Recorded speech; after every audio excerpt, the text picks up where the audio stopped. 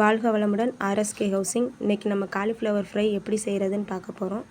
அதுக்கு நான் என்ன சேர்த்துருக்கேன்னா, கார்ன்ஃப்ளவர் மாவு நம்ம எவ்வளோ எடுக்கிறோமோ அதில் பாதி அளவு கடலை மாவு, தனி மிளகாய்த்தூள், கரம் மசாலா, அதுக்கப்புறம் கருவேப்பிலை, இஞ்சி பூண்டு விழுது தட்டி சேர்த்தது எல்லாம் ஒன்றா போட்டு நம்ம பஜ்ஜி மாவு பதத்தில் நல்லா ஒன்று போல் மிக்ஸ் பண்ணிக்கணும். மிக்ஸ் பண்ணதுக்கப்புறம் நான் காலிஃப்ளவரை ஏற்கனவே வெந்நீரில் உப்பு மஞ்சள் போட்டு கொதித்த தண்ணியில் போட்டு எடுத்து வச்சுருக்கேன். அந்த பூவை நல்லா ஒன்று போல் கலக்கிற மாதிரி மிக்ஸ் பண்ணிவிட்டு 10 நிமிஷம் ஊற வச்சுக்கணும்.